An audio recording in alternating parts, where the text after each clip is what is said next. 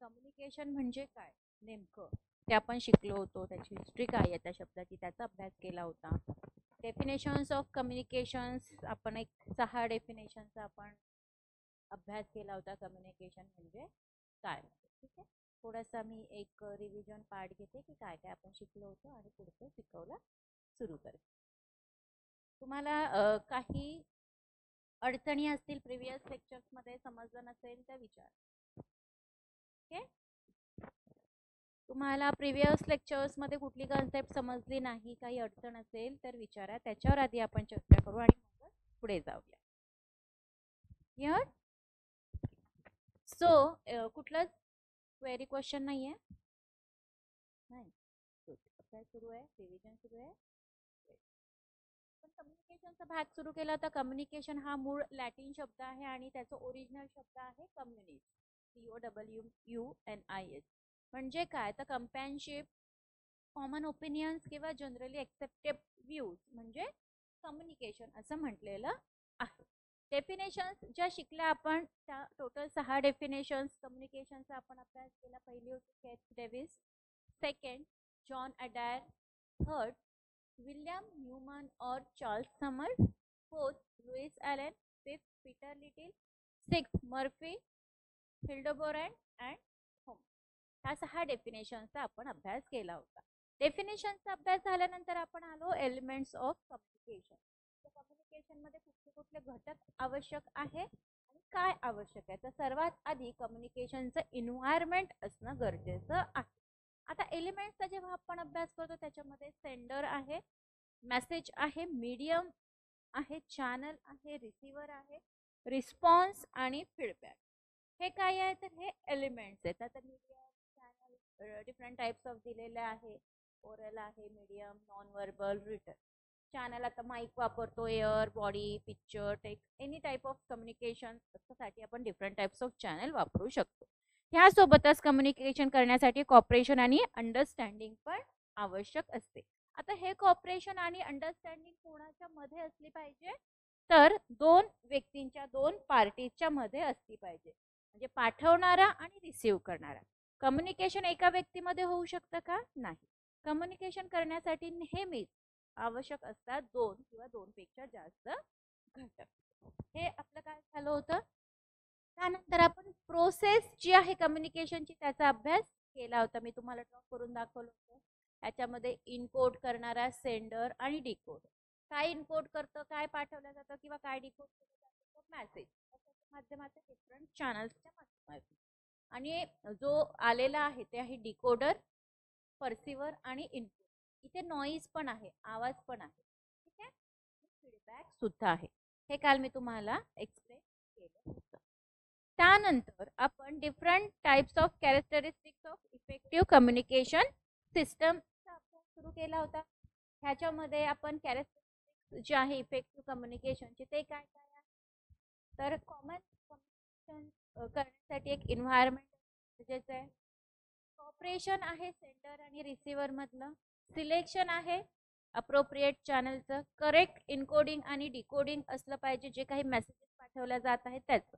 आणि last one characteristics of the desired response feedback. अपेक्षित असणारा फीडबॅक रिस्पॉन्स इथे पाहिजे तर तुमचं कम्युनिकेशन हे सक्सेसफुल झालंय असं हरकत नाही. नंतर होतं नॉईज अँड फीडबॅक. हे दोन डिफरंट टर्मिनॉलॉजी आहे कम्युनिकेशन मधल्या त्याचा आपण अभ्यास केला होता. त्याच्यामध्ये मी काय सांगितलं होतं. नॉईज. नॉईज हे दोन प्रकारचे चॅनल नॉईज आणि सिमॅन्टिक नॉईज. फीडबॅक आपण दिलेला असतो. सिमॅन्टिक नॉईज म्हणजे काय तर नॉईज हा जनरेट केला जातो इंटरनली. ज्याचा रिझल्ट एरर्समध्ये दिसून येतो. मेसेजेस स्वतः ॲम्बिग्युइटी असतात, ग्रामॅटिकल एअर्स याच्यामध्ये असतं, रॉंग स्पेलिंग्स असतात, इनकरेक्ट पंच्युएशन सुद्धा सिमॅन्टिक नॉईजमध्ये कन्सिडर करतात. चॅनल नॉईजमध्ये काय केलं होतं कशाला रेफर करतं तर हे स्तब्ध असतं, स्टॅटिक असतं, कधी म्हणजे बऱ्याच प्रमाणात न बदलणारं असतं. ओके. आणि मेकॅनिकल फेल्युअर सुद्धा याच्यामध्ये असू शकतात. आता ते प्रॉब्लेम्स जे आहे व्हॉल्यूम मधले ते इथे आयडेंटिफाय केले जातात. तुमचं पिच काय आहे बोलण्याचा तो आयडेंटिफाय केला जातो. लेजिबिलिटी काय आहे त्या टेस्टची ती सुद्धा इथे कन्सिडर केली जाते. तर हे होते टाइप्स ऑफ नॉईज. फीडबॅकमध्ये आपण ट्रान्समिशन करतो रिसिव्हरच्या रिस्पॉन्सचं सेंडरला, त्यालाच आपण म्हणतो फीडबॅक. ओके, इथपर्यंत काल आपलं झालं होतं. नाव आज आपण नवीन टॉपिक घेतोय कम्युनिकेशन मधला, तो आहे principles of communication behaviour.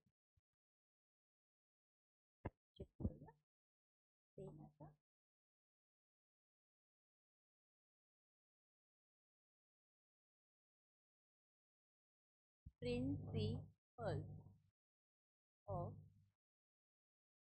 communication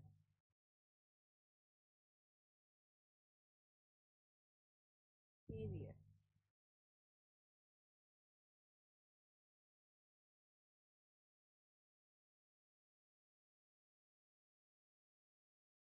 Okay? Principles of communication behavior.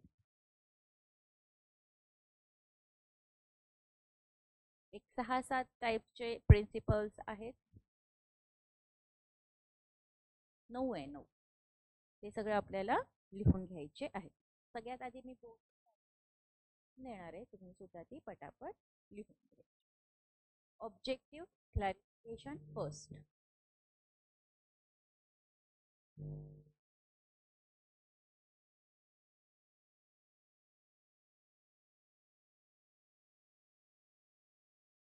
Okay?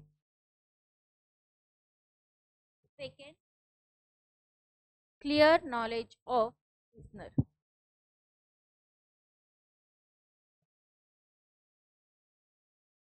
Clear knowledge of listener. Third,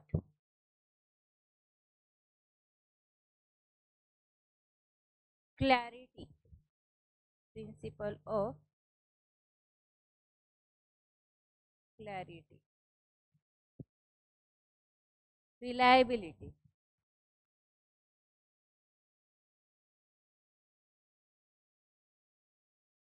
Reliability.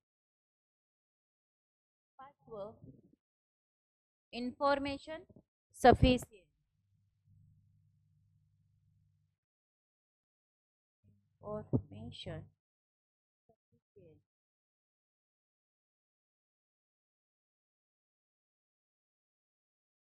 Information sufficient.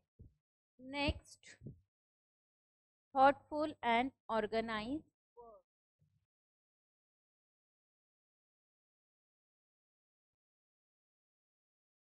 Thoughtful and organized words. Words म्हणजे शब्द. जे काही शब्द आपण कम्युनिकेशन मध्ये वापरणार आहोत ते व्यवस्थित सेंटेन्स मेकिंग त्याचं असलं पाहिजे आणि ते विचारपूर्वक असलं पाहिजे. ओके, असं म्हटलेलं आहे. रिडिरेक्शन, हे सगळं एक्सप्लेन करते, आधी लिहून देते की कशामध्ये काय येतो. Density and correlation. Density and correlation.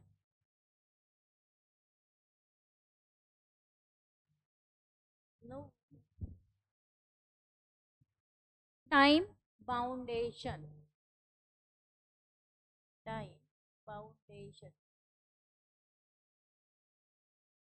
ठीक आहे, हे 9 प्रिन्सिपल्स आहे आपल्या कम्युनिकेशनच्या बिहेवियर. लिहून घ्या.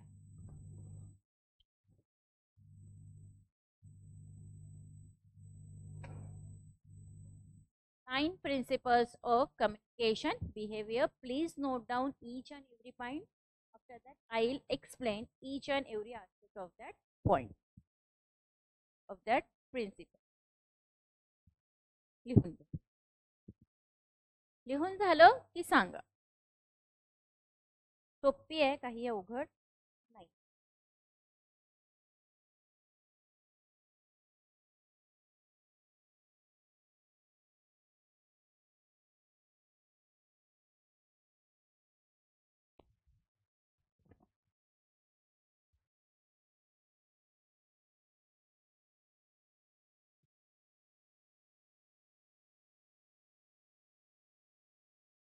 झालं लिहून? बघा आता हे जे प्रिन्सिपल्स आहे कम्युनिकेशन बिहेवियरचे, तर कम्युनिकेशनचे हे मेन प्रिन्सिपल म्हणून कन्सिडर होतात. आता जे पहिलं प्रिन्सिपल आहे principle of objective clarification. Okay, मी तुम्हाला आधी सांगितलं होतं असं लिहायचं, principle of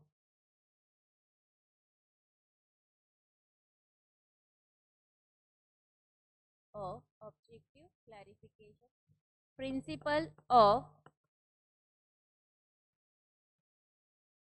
clear knowledge of listener, principle of clarity, प्रत्येक याच्यात प्रिन्सिपल ऑफ ऍड करा, principle of reliability, principle of information sufficiency, principle of thoughtful and organized work, principle of redirection, principle of density and correlation, principle of time boundation. So सगळ्या त्याच्यात principle of परत एकदा लिहून घ्या. ठीक आहे,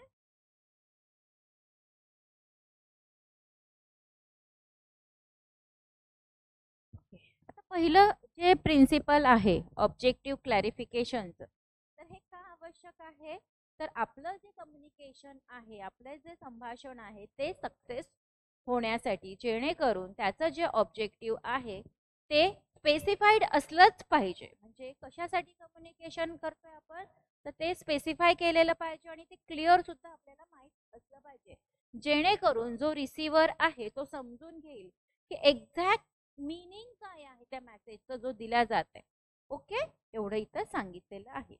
दुसरं प्रिन्सिपल आहे principle of clear knowledge of listener, म्हणजे ऐकणारा जो आहे, दोन व्यक्ती संभाषण करते, एक बोलतोय एक ऐकतोय, तर जो ऐकणारा आहे तर कम्युनिकेटर अवेअर असला पाहिजे त्याच्या listener about his her listener, म्हणजे जो ऐकतोय त्याच्याविषयी तो अवेअर असला पाहिजे जो कम्युनिकेट करते तो, जेणेकरून मेसेज जो आहे हा डिलिव्हर केला जाऊ शकतो अकॉर्डिंग टू देअर विश, त्यांची जशी इच्छा आहे त्यानुसारच मेसेज दिला जाऊ शकतो. नॉलेज आहे याच्यामध्ये, जेणेकरून जो मेसेज दिला जात आहे तो इझिली ते समजून घेऊ शकतील, असं इथे असतं. ओके, तिसरं प्रिन्सिपल आहे प्रिन्सिपल ऑफ क्लॅरिटी, स्पष्टता. तर स्पष्टता कशाची, ते सगळ्यात आधी महत्वाचा भाग जो आहे ती लँग्वेज, तुमची भाषा. ओके, आता भाषा आणि मॅटर जे आहे मेसेजचं हे सोपं असलं पाहिजे. म्हणजे पुढचा मराठी बोलतो आहे आणि मी इकडे इंग्लिशमध्ये बोलते, ज्याला इंग्लिश येतच नाही ऐकणाऱ्याला, मग माझं कम्युनिकेशन सक्सेसफुल होईल का, नाही. तुमची जी भाषा आहे बोलण्याची ती एकदम सोपी असली पाहिजे, जेणेकरून रिसिव्हर जो आहे हा समजून घेऊ शकेल खूप साध्या सोप्या पद्धतीने. आणि क्लॅरिटी जी आहे ही क्रिएट करते ऑब्स्टॅकल कशामध्ये, तर जे सक्सेस हवंय कम्युनिकेशनचे, त्या सक्सेस कम्युनिकेशन प्रोसेसमध्ये जे यश आपल्याला हवं आहे कम्युनिकेशनचे, त्याच्यामध्ये ऑब्स्टॅकल अडथळा निर्माण करतं. पण काय, कोण करतं, तर जी अनक्लॅरिटी असते, अस्पष्टता असते ती. ठीक आहे, ओके. नंतर आहे प्रिन्सिपल ऑफ रिलायबिलिटी. आता रिलायबिलिटी अतिशय महत्वाचं फॅक्टर आहे कम्युनिकेशन प्रोसेसच्या सक्सेस मधलं. हे डिपेंड करतं कपॅबिलिटीवर कम्युनिकेटरच्या, किंवा की नेमका स्टेटस काय आहे त्या व्यक्तीचा सोसायटीमध्ये, ते सुद्धा इथे बघायला मदत होते.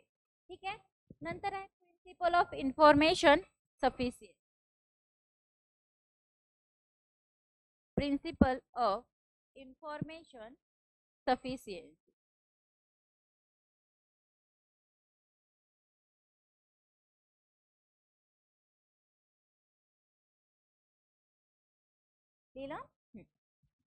इन्फॉर्मेशन सफिशियन्सी म्हणजे जेवढी ती आवश्यक आहे तेवढीच, ठीक आहे, सफिशियंट म्हणजे आवश्यक असणारी. आता सफिशियंट इन्फॉर्मेशन ही आवश्यक आहे सक्सेसफुल कम्युनिकेशन करता.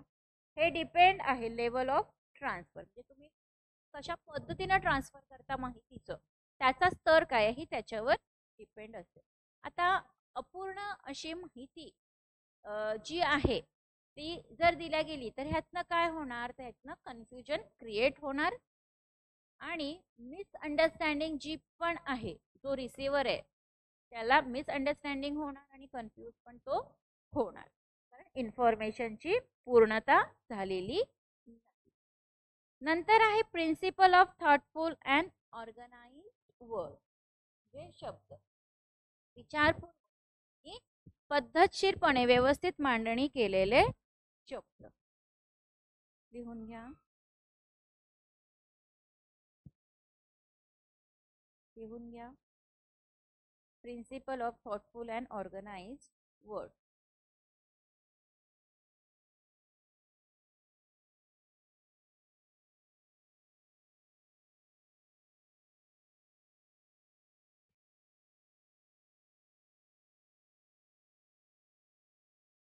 लिहिलं?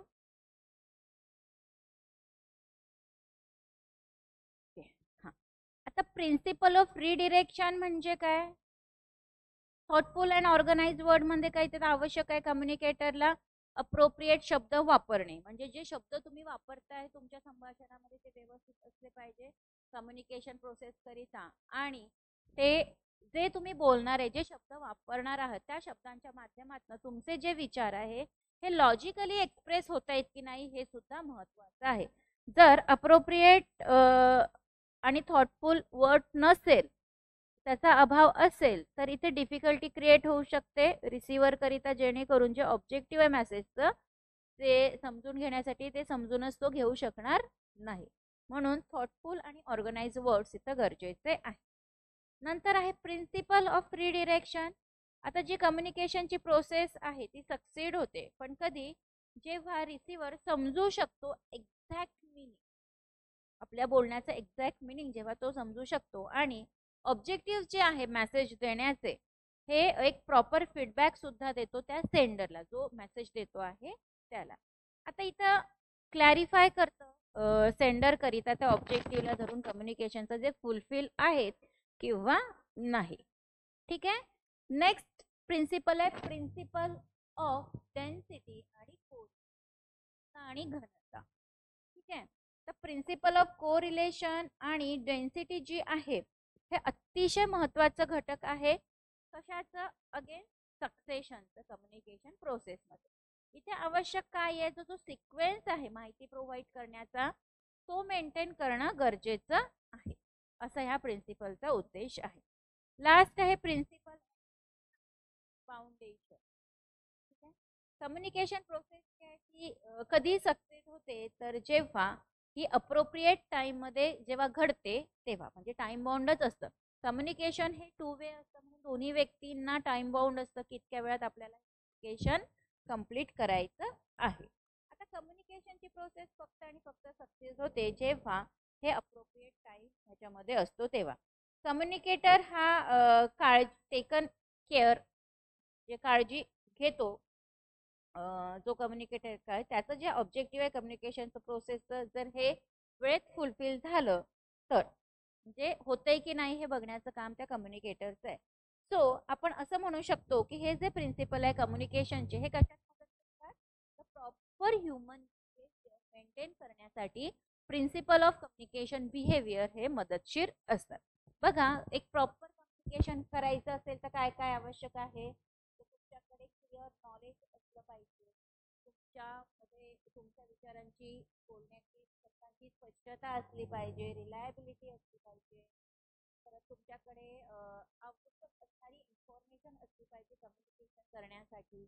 सोबतच जे काही तुमच्याकडे माहिती आहे, जी काही क्लॅरिटी तुमच्या त्यासोबतच विचारपूर्वक आणि पद्धतशीरपणे शब्द तुम्ही वापरले पाहिजे, हे महत्त्वाचं तत्व आहे. तुमचं जे प्रिन्सिपल आहे रिडिरेक्शनचं, ह्याच्या माध्यमातून काहीतरी डिरेक्शन सुद्धा देत आहे तुमच्या कम्युनिकेशनला, हेही आहे. घनता कोरिलेशन आहे. टाइम बाउंड, म्हणजे प्रॉपर कम्युनिकेशन करायचं असेल प्रॉपर बिहेवियरमध्ये तर टाइम बाउंड असलं पाहिजे. हे सगळ्या गोष्टी इथे महत्त्वाच्या आहेत.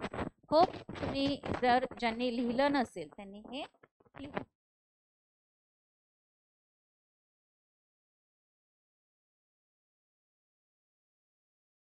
ते प्रिन्सिपल ते लिहून. Okay good. नाव आता आपण शिकणार आहोत types of communication. Types of communication 4 types आहेत कम्युनिकेशनचे. लिहून घ्या. हे झालं.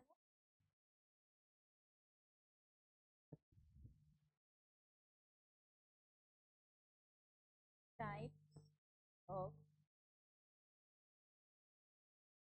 कम्युनिकेशन.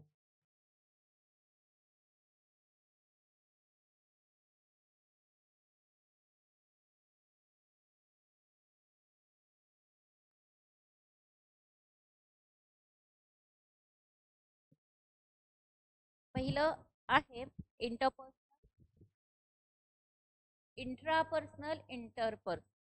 पहिलं आहे इंट्रापर्सनल.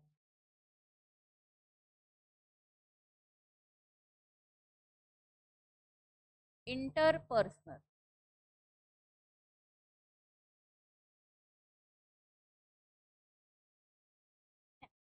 तिसरं आहे ग्रुप कम्युनिकेशन.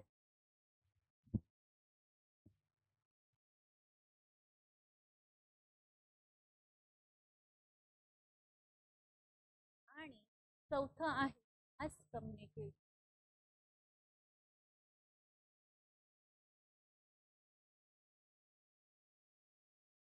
Mass communication.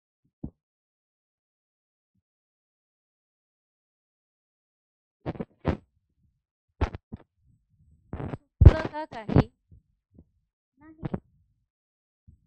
हे चारही मुद्दे झाले का टाइप्स ऑफ कम्युनिकेशनचे? झाले. वेरी. आता बघा आपण आधीचं जे शिकलो प्रिन्सिपल त्याच्यातनं तुम्हाला कळलं कम्युनिकेशनसाठी काय काय आवश्यक असतं, तत्व काय असतात कम्युनिकेशन करण्याचं. आता कम्युनिकेशन हे वेगवेगळ्या पद्धतीनंही होतं. ते कशा पद्धतीनं होतं ते आपल्याला इथे शिकायचं आहे. आता माणसं जे आहे ह्युमन बिंग ज्याला आपण म्हणतो हा व्हरायटी ऑफ कम्युनिकेशनच्या ऍक्टिव्हिटीमध्ये एंगेज असतो. ठीक आहे.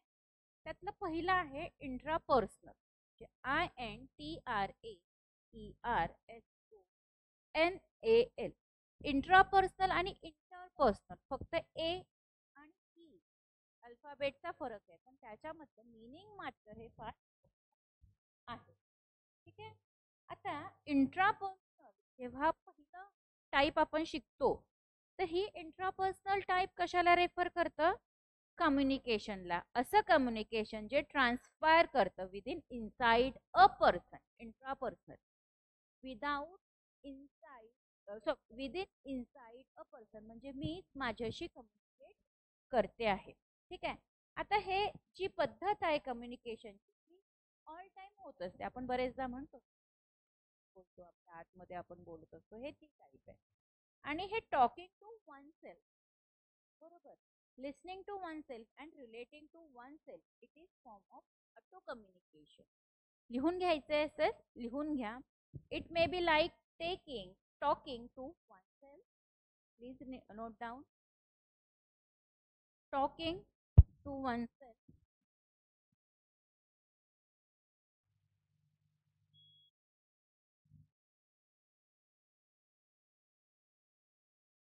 Talking to oneself, listening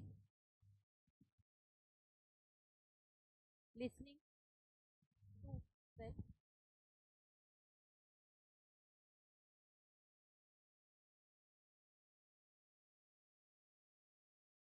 and relating one to oneself.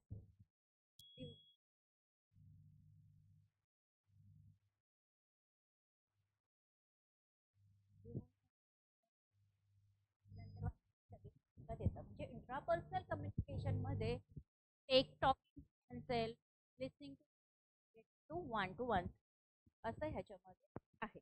आणि हे काय आहे, हे फॉर्म आहे auto communication. It is a form of auto communication. हे होत जातं त्याला, हे आपलं आपल्याशी इंट्रापर्सनल. इंटरपर्सनल सेकंड जो टाईप आहे इंटरपर्सनल, ह्याच्यामध्ये काय म्हटलं आहे तर बिटवीन टू इंडिव्हिज्युअल. हे 1 to 1 लेवलला आहे, हे बिटवीन टू इंडिव्हिज्युअल. ओके, दोन लोकांमध्ये इंटरपर्सनल कम्युनिकेशन होतं. हे अतिशय युनिव्हर्सल फॉर्म आहे कम्युनिकेशनचं, ज्याच्यामध्ये person to person contact involve असतो आणि प्रत्येक दिवशी इथे आपण फॉर्मल आणि इनफॉर्मल ज्या गोष्टी आहे, जे विचार आहे, ते एक्सचेंज करत असतो. आता ह्याचाच अर्थ ह्याच्यामध्ये वर्ड्स असतात, साऊंड्स असतात, फेशियल एक्सप्रेशन, गेस्चर आणि पोस्चर असतं. बघा ह्याच्यामध्ये काय काय असतं, वर्ड्स असतात, शब्द असतात, आवाज असतो,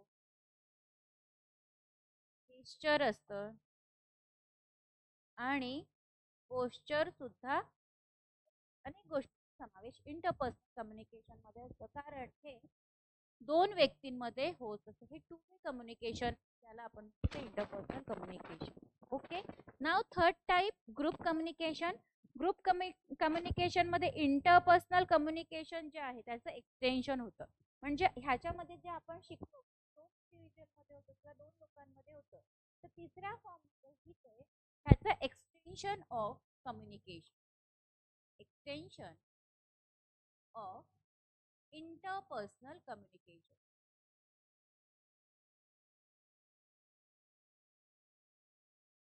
ओके, इंटरपर्सनल कम्युनिकेशन म्हणजे दोन पेक्षा जास्त लोकांमध्ये व्हायला लागलं. मोर दॅन टू इंडिव्हिज्युअल्स हे कम्युनिकेशन मध्ये इन्व्हॉल्व असतात. जर कुठे काही प्रोसिजर इंटरव्ह्यूच्या फॉलो केल्या असतील कदाचित, तर त्याच्यामध्ये एक टाईप असते इंटरव्ह्यूची, त्याच्यामध्ये ग्रुप डिस्कशन्स घेतात. ठीक आहे, जास्त मॉब असेल तर ग्रुप डिस्कशन एखादा विषय देऊ, तर त्याच्यामध्ये एकाच विषयावर 4-5 व्यक्तींनी 5 ते 7 व्यक्तींचं कम्युनिकेशन इन्व्हॉल्व असतं.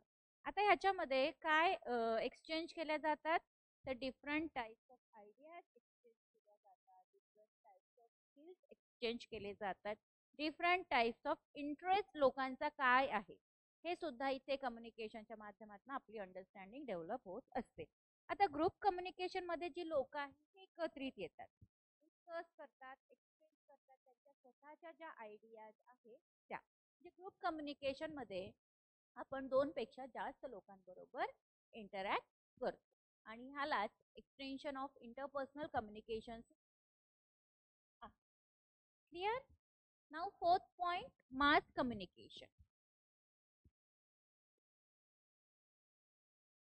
मास कम्युनिकेशन चौथा टाइप.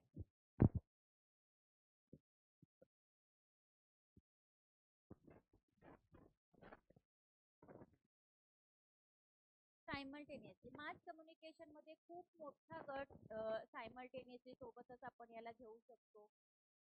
हे डिफाईन केलं गेलं आहे कुठलंही मेकॅनिकल डिव्हाइस म्हणून जे मल्टिप्लाय करतं आणि लार्ज नंबर ऑफ पीपल एकत्रित घेऊ शकतो. आता मीडिया जो आहे through which messages are transmitted. आता मीडिया इथे मास कम्युनिकेशन मध्ये मीडिया वापरला आणि मीडियाच्या माध्यमातून खूप सारे मेसेजेस आपण ट्रान्समिट करू शकतो. ह्याच्यामध्ये इन्क्लूड काय काय आहे, radio, TV, newspaper, magazine, all types of newspaper,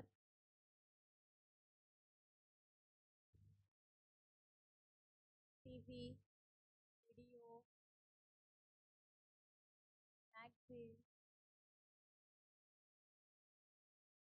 म्हणजे जर लोकांपर्यंत एक पोहोचण्यासाठी मास कम्युनिकेशन, मास मीडियाचा आपण वापर करतो. Film record, step recorders, video cassette etcetera हे आवश्यक आहे, कारण इथे लार्ज ऑर्गनायझेशन होतं आणि इलेक्ट्रॉनिक डिव्हाइसेस जे आहेत ते सुद्धा आपण इथं वापरतो. कशासाठी? तर जो मेसेज आहे त्या मेसेजचं डिस्क्रिमिनेशन करण्यासाठी. That's it.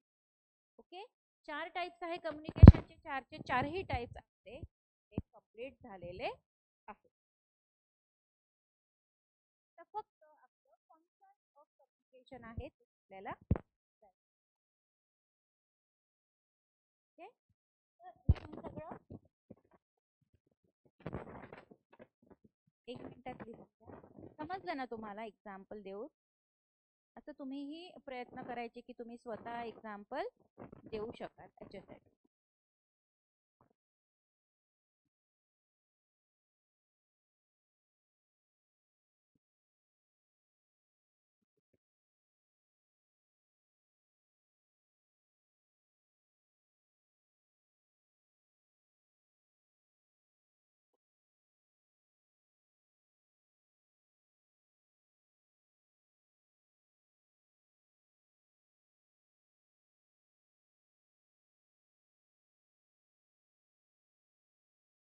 चला लिहा functions of communication.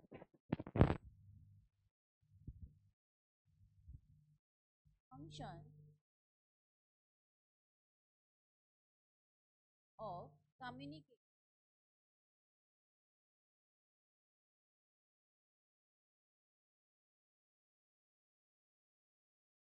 Function of communication.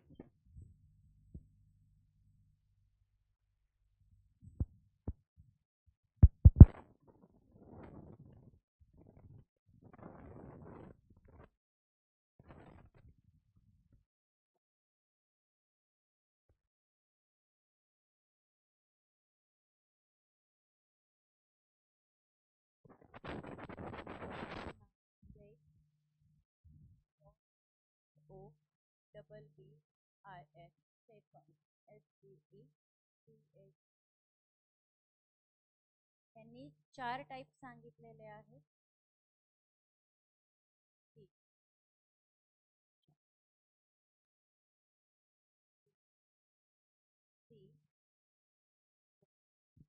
Robin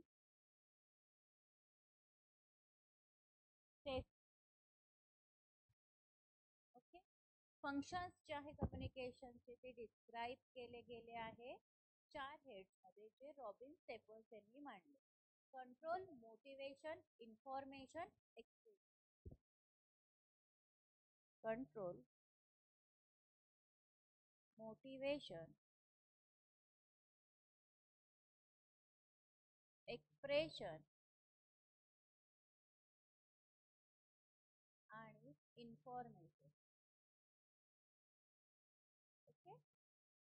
हे चार ज्या कंट्रोल, मोटिवेशन, एक्सप्रेशन आणि इन्फॉर्मेशन हे चार हेड कोणी मांडले आहे फंक्शन्स मध्ये कम्युनिकेशनच्या? तर रॉबिन स्टेफन्स यांनी. ठीक आहे. सोबतच अजून एक नाव ह्याच्यामध्ये आहे थायर. यांनी सुद्धा फंक्शन्स ऑफ कम्युनिकेशन चार स्पेसिफिक कॅटेगरी एक्सप्लेन केलेले. लिहून घ्या THYER. यांनी मांडलेले सुद्धा चार पॉइंट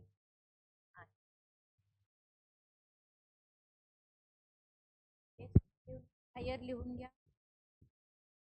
स्पेसिफिक कॅटेगरीज केल्या कम्युनिकेशनच्या. इन्फॉर्मेशन फंक्शन,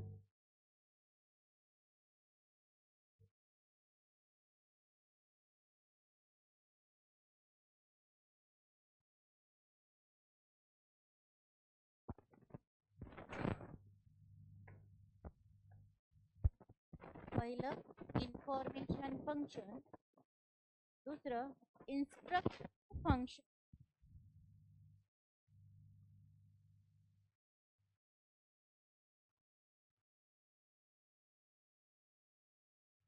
इंस्ट्रक्टिव्ह फंक्शन, तिसरं इन्फ्लुएन्स फंक्शन,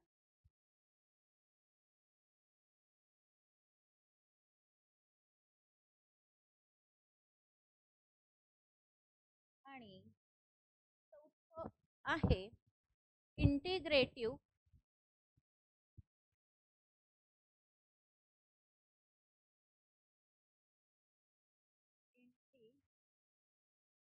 रिलेटिव्ह,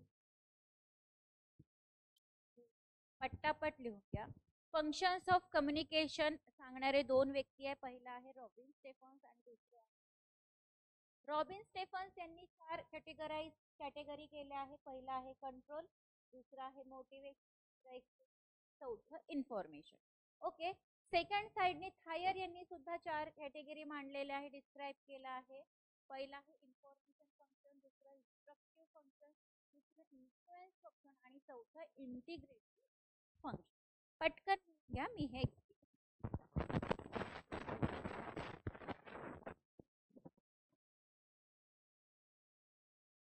त्याच्यानंतर आपल्याला कलेक्टिव्ह बिहेवियर आणि थेअरी हा पार्ट सुरू करायचा आहे.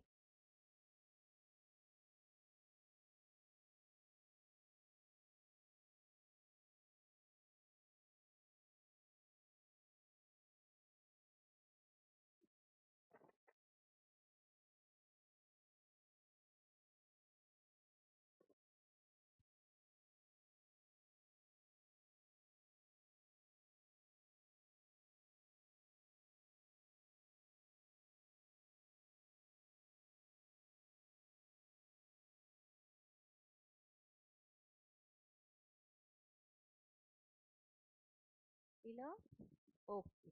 आता बघा, हे जे फंक्शन्स आहेत कम्युनिकेशनचे, हे मल्टीपर्पज फंक्शन्स याला कन्सिडर केले जातात.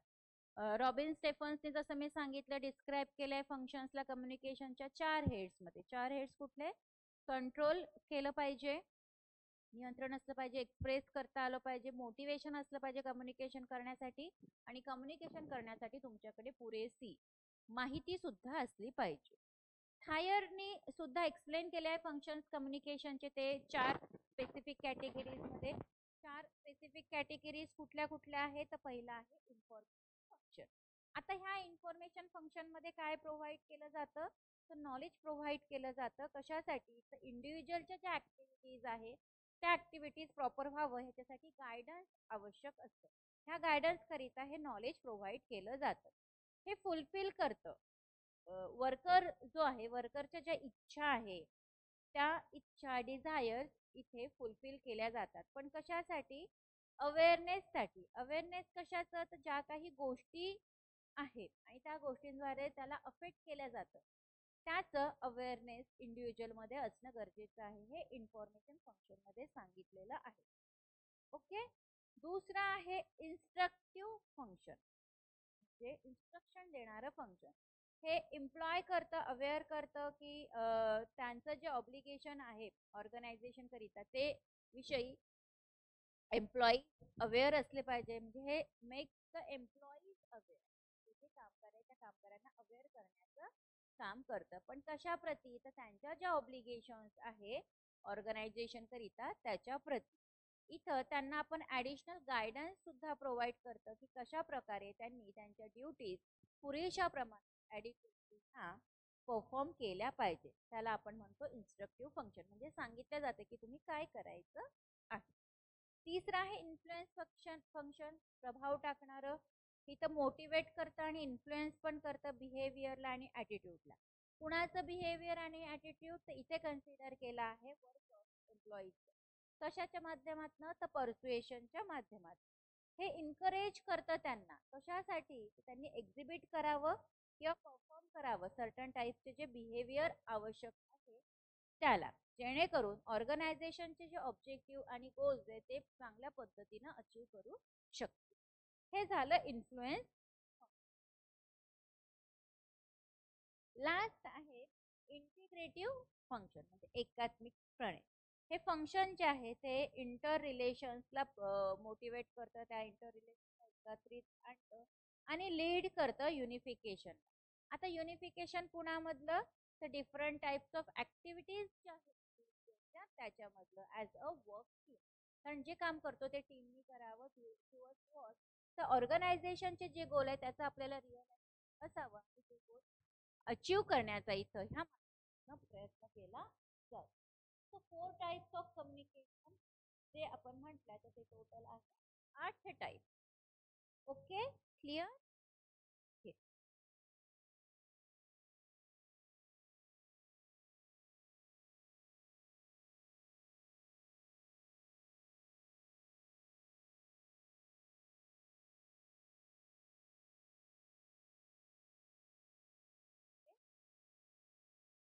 पुढे इथे कम्युनिकेशनचा सगळा भाग संपलेला आहे.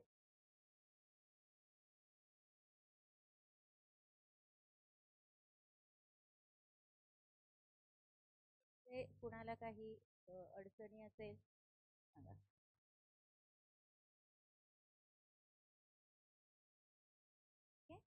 तो बघा कम्युनिकेशन मध्ये सगळा भाग आपण कंप्लीट केला. Functions of communication, types of communication, principles of communication behaviour, noise आणि फीडबॅक कम्युनिकेशन मध्ये काय आहे, कॅरेक्टरिस्टिक्स काय, वैशिष्ट्य काय आहे इफेक्टिव्ह कम्युनिकेशन सिस्टीमचे ते आपण शिकलो.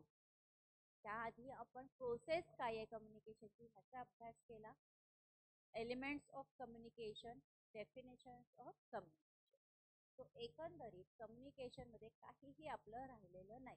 आता हे जे कम्युनिकेशन मी शिकवलं तुम्हाला हेच कम्युनिकेशन पेपर 1 पेपर 2 सगळीकडे ॲप्लिकेबल होतं. फक्त कम्युनिकेशनचे कॉन्टॅक्ट फील्ड डोमेन मात्र बदलू शकतात.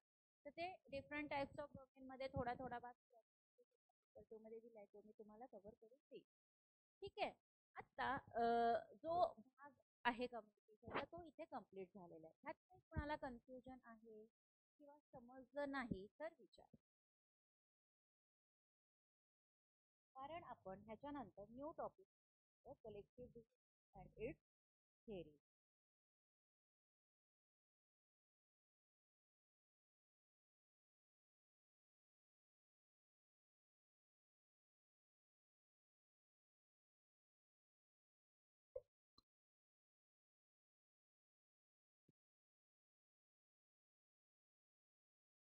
Doubt?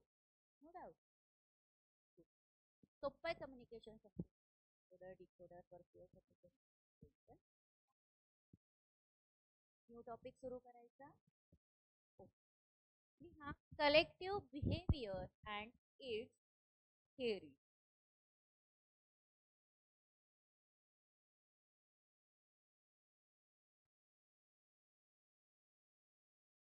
Characteristic.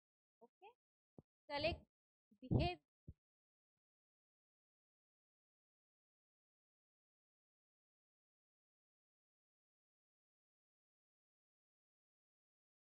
and its theory. Collective behavior and its theory. त्याच्यामध्ये forms, types, theory. Form,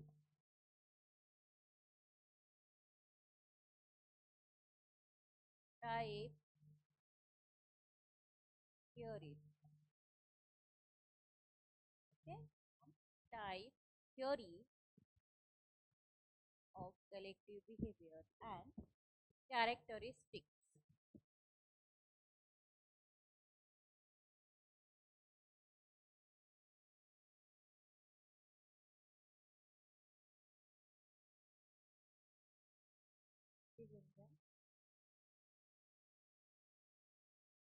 Theories of collective behavior. Type of collective behavior असं लिहायचं बरं का. नेहमी ही प्रॅक्टिस करायची. आणि फॉर्म ऑफ डिटेल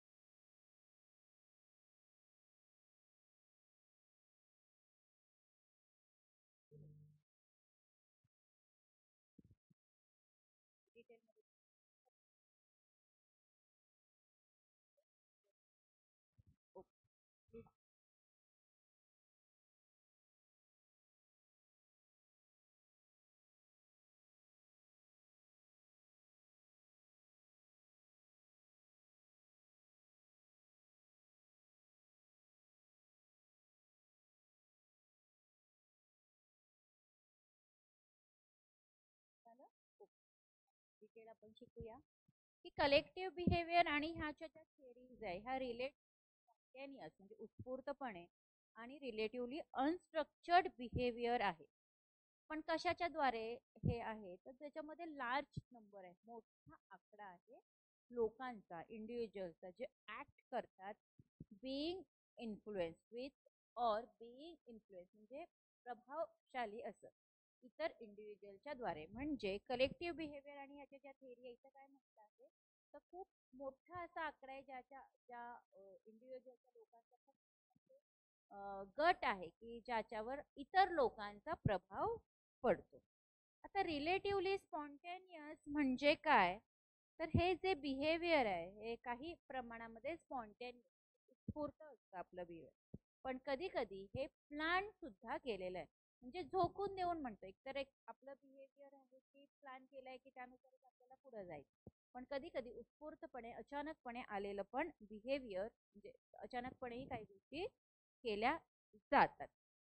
परंतु दुसऱ्या साइडनी जर आपण बघितलं तर रिलेटिव्हली अनस्ट्रक्चर्ड जे आहे त्याचा अर्थ काय आहे, हे जे बिहेवियर आहे हे समव्हॉट ऑर्गनाइज्ड असतात आणि प्रिडिक्टेबल सुद्धा असतात, परंतु समव्हॉट अनऑर्गनाइज आणि अनप्रिडिक्टेबल सुद्धा असतात.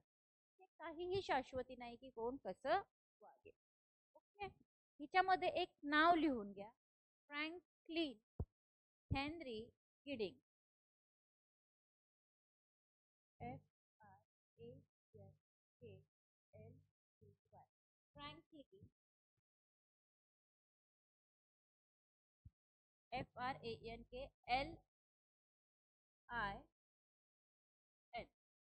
फ्रँकलिन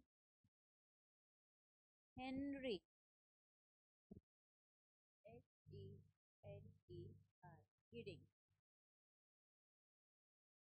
GIDDIN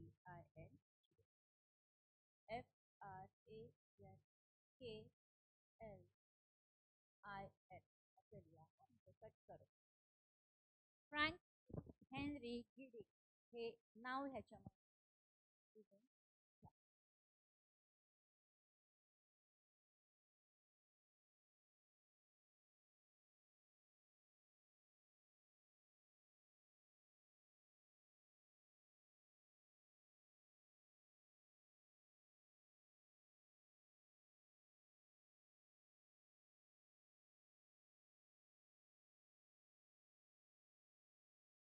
लिहिलं? ओके. आता फ्रँकलिन हेनरी गिडिंग हे पहिले व्यक्ती होते ज्यांनी एक्सप्रेशन ऑफ कलेक्टिव्ह बिहेवियरचा वापर केला. लिहून घ्या. Franklin Henry गिडिंग was first to use the expression of collective behavior. Expression of collective behavior. दिलं? परीक्षेच्या दृष्टिकोनातून was first to use the expression of collective behavior.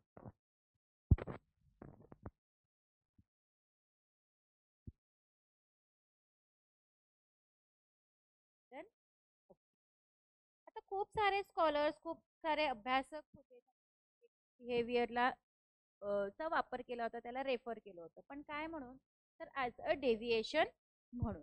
आता हे डेव्हिएशन कुठून आलंय तर एक्झिस्टिंग सोशल स्ट्रक्चर जे ऑलरेडी आहे समाजामध्ये. आता याच्यामध्ये सम टाइप्स ऑफ एक्झाम्पल्स दिले की एक्झिस्टिंग सोशल स्ट्रक्चरमध्ये काही नॉर्म्स आहेत, काही कायदे आहेत, कन्व्हेन्शन्स आहेत, इन्स्टिट्यूशन्स आहेत जे इमर्ज करतात स्पॉन्टेनियस. ह्याला म्हणतात सोशल एक्झिस्टिंग सोशल स्ट्रक्चर. आता कलेक्टिव्ह बिहेवियर जो आहे हा खूप सारे फॉर्म्स याचे आहेत, परंतु सोसायटल नॉर्म्सचं व्हायोलेट करतो सोशल नॉर्मला, आणि ट्रिमेंडसली तो डिस्ट्रक्ट सुद्धा करतो. म्हणजे जी केस आहे रिऑर्ड्स किंवा मॉब व्हायलेन्स वगैरे अशा केसेस ह्याच्यामध्ये दिसून येतात. आता कलेक्टिव्ह बिहेवियर कारण लोक एकत्रित आलेले असतात. कलेक्टिव्ह बिहेवियर हा नेहमी ग्रुप डायनामिक्सच्या द्वारे आलेला असतो. एंगेज करतो लोकांना वेगवेगळ्या जे नॉट एक्सेप्टेबल असतात. बरोबर. टिपिकल असतं सोशल सर्कमस्टन्सेस मध्ये. म्हणजे बघा कलेक्टिव्ह बिहेवियरचे खूप सारे फॉर्म आहेत पण युजली कलेक्टिव्ह बिहेवियर कशाला व्हायोलेट करतं तर सोसायटल नॉर्म्स जे आहेत त्याला व्हायोलेशन करण्याचं काम करतं. ट्रिमेंडसली डिस्ट्रक्टिव्ह असतं. केस जर ह्याच्यामध्ये घडल्या जातात कलेक्टिव्ह बिहेवियरच्या माध्यमातून मॉब व्हायलेन्स केला जातो. हे जे कलेक्टिव्ह बिहेवियर आहे हे नेहमी ग्रुप डायनॅमिक्सच्या माध्यमातून आलेलं असतं. लोकांना वेगवेगळ्या कृत्यात केल्या जातं जे की अदरवाईज नॉट एक्सेप्टेबल. हे सगळं केल्या जातात पण हे सोसायटल एक्सेप्टेबल नाही आहे टिपिकल सोशल सर्कमस्टन्सेस मध्ये. सो कलेक्टिव्ह बिहेवियरचे फायदे कसे आहेत त्याचे तोटे सुद्धा आहेत.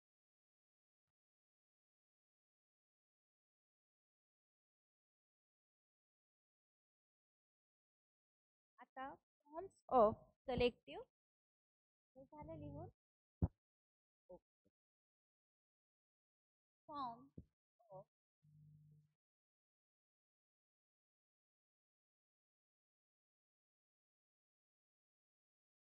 Collective behaviour. Forms of collective behavior. त्याच्यामध्ये एक नाव लिहिलं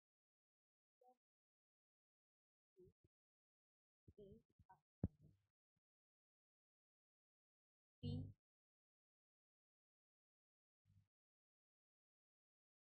प्लमरने forms of collective behaviour 4 categories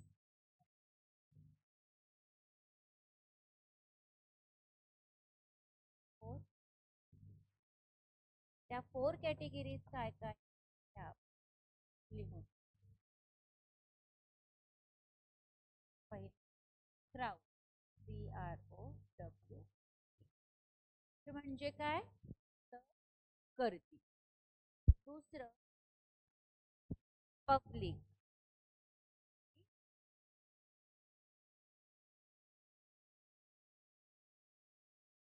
जे आहे MA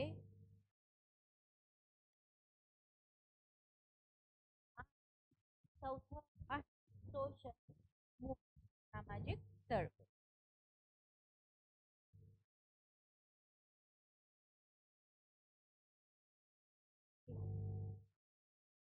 क्राऊड पब्लिक मास सोशल मुवमेंट ह्या ज्या 4 कॅटेगरीज आहे फॉर्म्स ऑफ कलेक्टिव्ह बिहेवियरच्या ह्या कोणी ब्लमर LU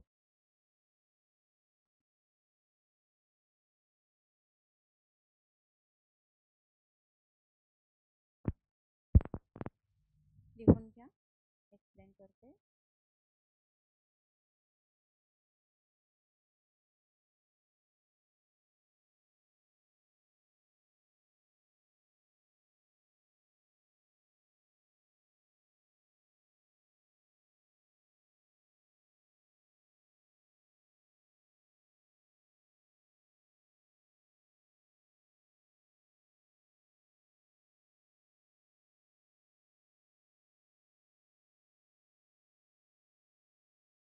पटकन लिहा.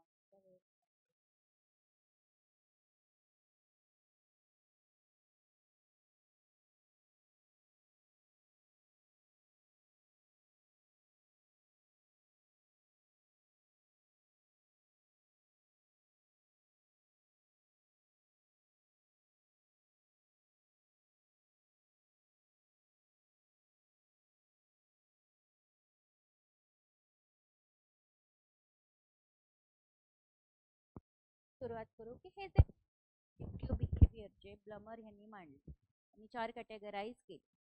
तर ह्या 4 कॅटेगरी ज्या आहेत त्यातलं पहिलं आहे क्राऊड म्हणजे गर्दी.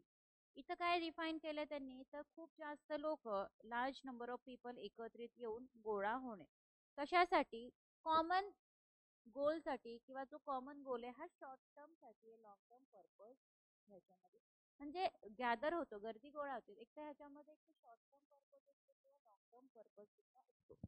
आता फर्दर इथं डिस्टिंग्विश म्हणजे त्याचं फरक त्याच्यात दाखवला आहे 4 टाइप्स मधला क्राऊड मध्ये. तर casual crowd, conventional crowd, expressive crowd, acting crowd. Crowd मध्ये 4 पार्ट दिलेले आहेत. ठीक आहे. पहिलं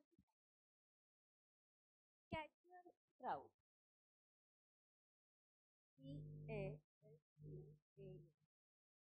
CASUALCROWD, casual crowd. Conventional crowd,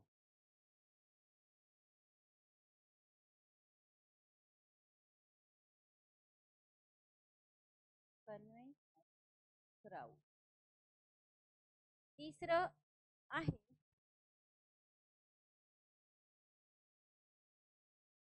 expressive,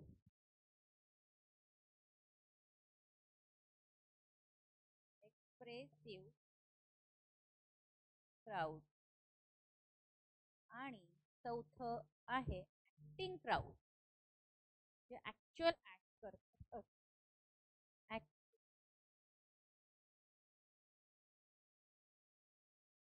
हे लिहून घ्या, 4 टाइप्स ऑफ क्राऊड माहित असले पाहिजे. दिसतंय ना बोर्डवरचं?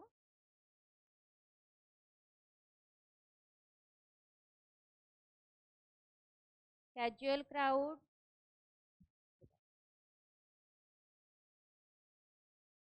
कन्व्हेन्शनल क्राऊड, एक्सप्रेसिव्ह क्राऊड आणि ऍक्टिंग क्राऊड. हे 4 टाइप मांडले आहे क्राऊडचे. तर हे जे क्राऊड डिफाईन केलं गेलं आहे सगळ्यात आधी काय, तर लार्ज नंबर ऑफ पीपल एका ठिकाणी गोळा होणे, जमा होणे, गॅदर होणे. कशासाठी? तर कॉमन, शॉर्ट टर्म किंवा लॉंग टर्म पर्पज साठी. आता हे जे 4 डिस्टिंग्विश केलेले आहे क्राऊडचे प्रकार, ह्याच्यामधला आहे कॅज्युअल क्राऊड. म्हणजे ह्याच्यामध्ये काय म्हटलं आहे, तर collection of people in the same place at the same time. Casual crowd म्हणजे काय, आता मार्केट मधली गर्दी. ठीक आहे. कलेक्शन ऑफ पीपल, लोक गोळा झाली कशासाठी, एका ठिकाणी शॉपिंग करण्यासाठी एकाच वेळी.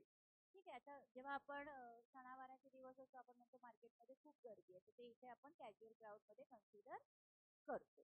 दुसरा आहे कन्व्हेन्शनल क्राऊड. ह्याच्यामध्ये काय म्हटलंय, तर इथे जी लोक गोळा होतात त्याचा एक स्पेसिफिक पर्पज असतो, त्या स्पेसिफिक पर्पज साठी ती गोळा झालेली असते. फॉर एक्झाम्पल लग्न समारंभ वगैरे आपण इथे कन्सिडर करू शकतो. तिसरा आहे एक्सप्रेसिव्ह क्राऊड. ह्याच्यामध्ये कलेक्शन जे आहे लोकांचं, जे एकत्रित गोळा होतात, तर प्राथमिक स्वरूपामध्ये ते एक्साइटेड असतात आणि एक्सप्रेस करतात वन ऑर मोर इमोशन्स एकमेकांबरोबर. ठीक आहे. Expressive crowd. ह्याच्यामध्ये अंत्यविधीचा एक्झाम्पल घेऊ शकतो. ऍक्टिंग क्राऊड मध्ये एंगेज कोण आहे? ऍक्टिंग क्राऊड म्हणजे जिथं दंगली वगैरे घडतात, मोर्चे वगैरे निघतात, तिथे व्हायलेन्स होतं असं. ठीक आहे. आता ऍक्टिंग क्राऊड एंगेज असते व्हायलेंट आणि इतर डिस्ट्रक्टिव्ह बिहेवियर जे आहे त्याला. आता हा जो मॉब आहे हा म्हणजे ऍक्टिंग क्राऊड मध्ये मॉब हा शब्द जो आहे ह्याला एक्झाम्पल म्हणून कन्सिडर केला आहे ऍक्टिंग क्राऊड मधला. ठीक आहे. That's it.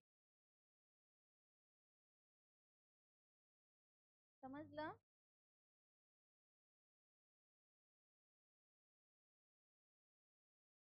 समजलं? ओके. हा झाला क्राऊड. नाव सेकंड टाइप आहे पब्लिक. सेकंड पॉइंट दिसतोय बोर्डवर. तर पब्लिक हे एक्झिस्टन्स मध्ये दिसतात जेव्हा एखादा विषय सुरू होतो, इशू डिबेट होतो ते. आता अग्रेशन जे आहे लोकांचं, म्हणजे राग जो आहे लोकांवर आहे, तर डिस्कस करण्यावर. एखादा सिंगल इश्यू आहे तो डिस्कस करतोय आपण, त्याच्यामध्ये पब्लिक येतात. आता खूप सारे लोक जे आहे त्यांच्याकडे इश्यूज आहे. पब्लिक सीजेस टू एक्झिस्ट, म्हणजे बाहेर पडण्यासाठी ते सीज होतात जेव्हा ते रीच करतात, पोहोचतात त्यांच्या डिसिजन ऑन इश्यूज. ते त्याला म्हणतो आपण पब्लिक. जे आहे मास. आता हा जो मास आहे हा तिसरा फॉर्म आहे बिहेवियरचा. इथे काय डिफाईन केलं गेलं आहे, तर विथ रिस्पेक्ट टू एफर्ट, जे काही तुम्ही प्रयत्न करता अशा लोकांचे जे मास मीडियाचा वापर करतात कशासाठी, तर ऑडिओसाठी, म्हणजे मीडिया ज्याला आपण म्हणतो की मीडियाच्या द्वारे एखादा विषय सगळ्या लोकांपर्यंत पोहोचवला जातो त्याला म्हणतात मास. ओके. चौथा आहे social movement. SOCIAL, social movement, MOVEMENT.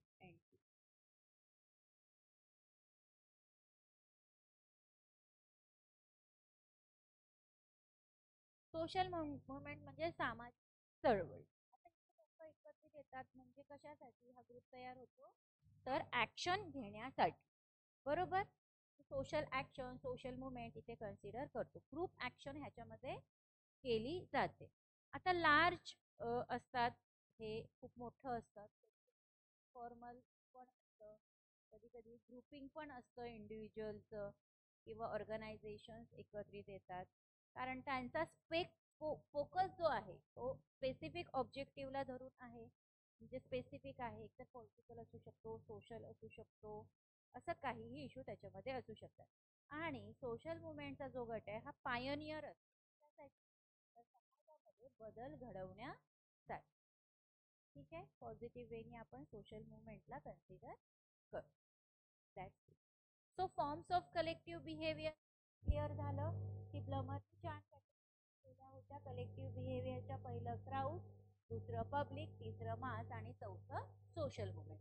तर क्राऊड मध्ये देखील 4 कॅटेगरी आहे, कॅज्युअल, कन्व्हेन्शनल, एक्सप्रेसिव्ह आणि ऍक्टिव्ह. हे झालंय का बोर्ड लिहून? ओके. नाव आता आपण कलेक्टिव्ह बिहेवियरचे जे 2 टाईप आहे ते शिकणार आहोत. Types collective behaviour.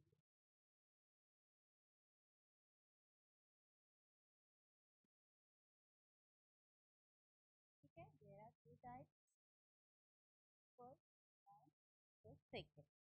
The first one is spatially proximate.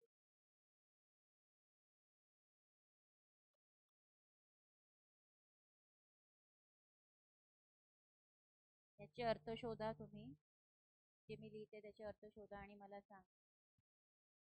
Collective behaviour, पटकन सांगा.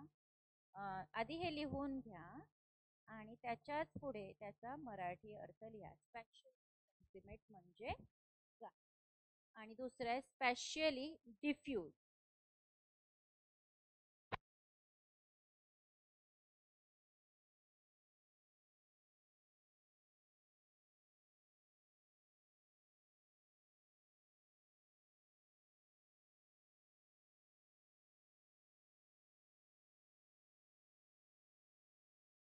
मला अर्थ स्पॅशियली प्रॉक्सिमेट म्हणजे काय?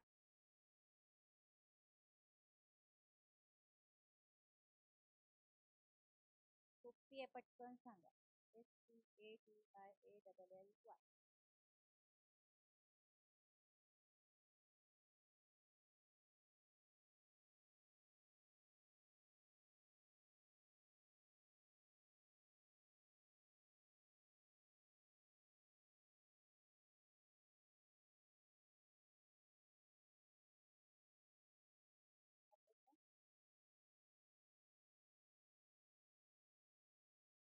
स्पॅशियली प्रॉक्सिमेट, स्पॅशियली आकाशाशी संबंध.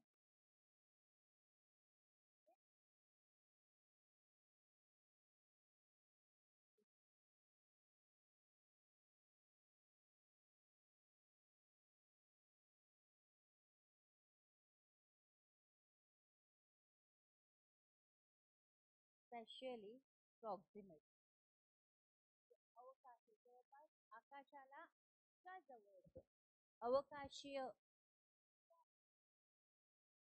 जवळपास अवकाशीय.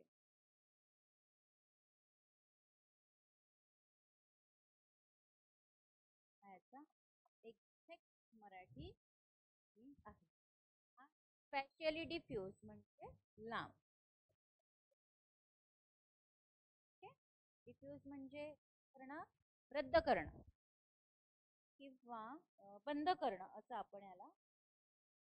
आता हे जे दोन टाईप आहे कलेक्टिव्ह बिहेवियरचे, तो जो पहिला आहे स्पेशली प्रॉक्सिमेट कलेक्टिव्ह बिहेवियर, ह्या टाईपमध्ये माणसं जी आहे ही जिओग्राफीशी खूप जवळ असतात, क्लोज टू जिओग्राफिकली, आणि ते फेस टू फेस कॉन्टॅक्ट त्यांचा असतो. भौतिक जे म्हणतो की जी जवळ जवळ राहणारी लोक त्यांचा फेस टू फेस कॉन्टॅक्ट रोज होतो. गर्दी आहे, व्हायलेंट मॉब्स आहे, रिऑट्स आहे, हे याचे बेस्ट एक्झाम्पल्स आहे.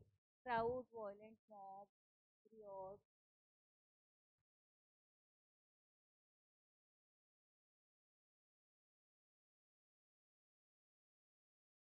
व्हायलेंट मॉब, हे सगळं काय आहे, हे याचे एक्झाम्पल आहे. आणि बेस्ट एक्झाम्पल जे आहे स्पेशली प्रॉक्सिमेट कलेक्टिव्ह बिहेवियरचं, ते हेच आहे. जे स्पेशली प्रॉक्सिमेट कलेक्टिव्ह बिहेवियरचं जर कोणी तुम्हाला उदाहरण विचारलं तर त्याच्यात तुम्ही सांगा गर्दी आहे, व्हायलेंट मॉब आहे, रिऑट सुद्धा आहे. हे काय आहे स्पेशली प्रॉक्सिमेट कलेक्टिव्ह बिहेवियरची उदाहरण. दुसरा आहे स्पेशली डिफ्यूज कलेक्टिव्ह बिहेवियर. ह्याच्यामध्ये लोक हे फिजिकल कॉन्टॅक्ट मध्ये नसतात, ते डिस्पर्स असतात वाईड जिओग्राफिकल एरियामध्ये. ह्याच्यामध्ये मास, पब्लिक, सोशल मुवमेंटचा उदाहरण घेतलेलं आहे. मास, पब्लिक आणि सोशल जे टाईप्स आहेत त्या टाईप्सचे एक्झाम्पल माहीत असायला पाहिजे. तो note down.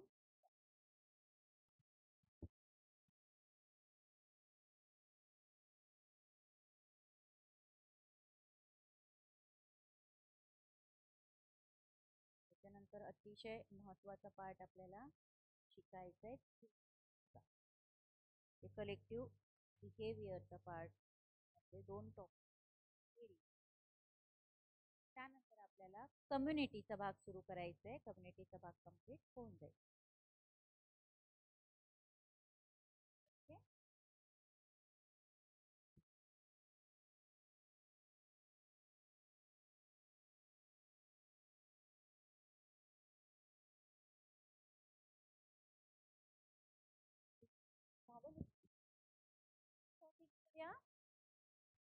Theory of collective behavior.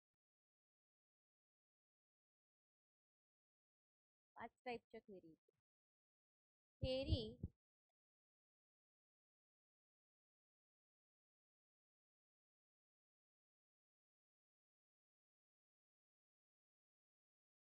इथं लिहा, theory of collective behaviour. Okay. पहिली थेरी जी आहे ती आहे contagion theory.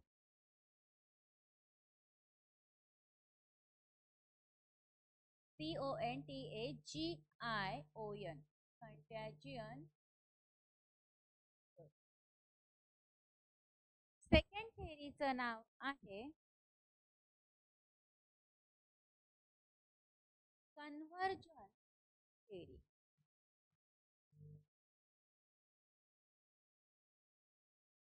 Conversion. Third emergent.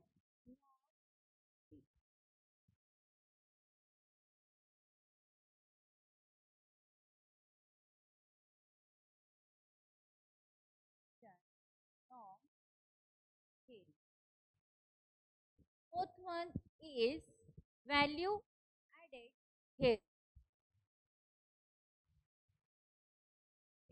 VALUE, value added here.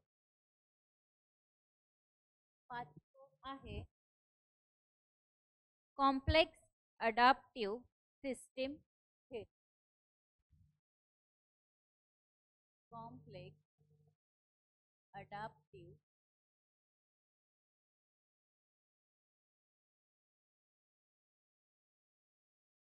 Theory. ठीक आहे, complex adaptive system theory. 5 theory आहे. या 5 एक्सपोनंट सुद्धा आहे. तो कंटिन्युअन थेरी कोणी मांडली? ली बोन यांनी. लिहून घ्या, Le. Okay. Convergence theory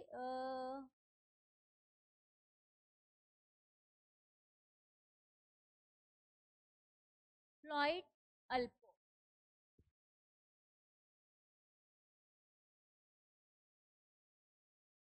Floyd Allport, ALLPORT. दुसरी जी थेरी आहे इमर्जंट नॉर्म थेरी, ह्याच्यामध्ये 2 नावं आहेत, एक तर रॅल्फ टर्नर आणि लेविस किलियन.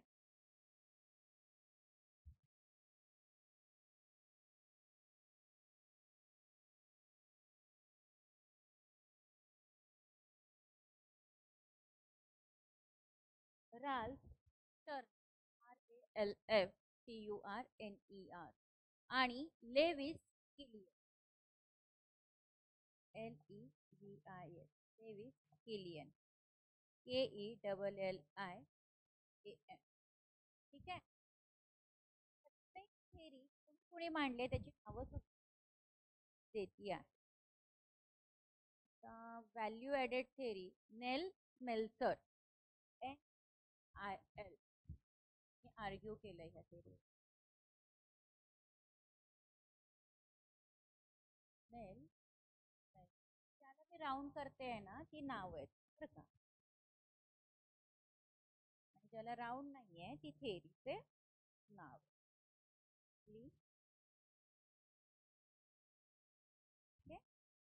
5वी जी आहे कॉम्प्लेक्स अडॅप्टिव्ह थेरी, ह्याच्यामध्ये लिहा touch scholar, DUT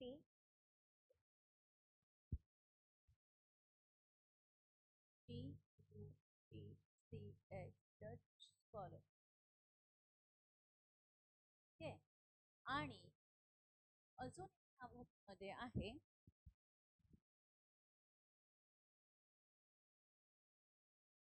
गायनेकिन, GYNEK.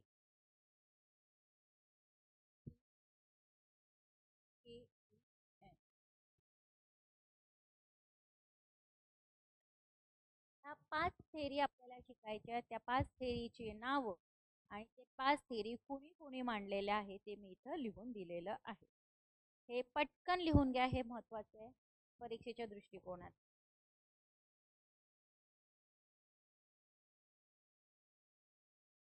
Okay, लिहा.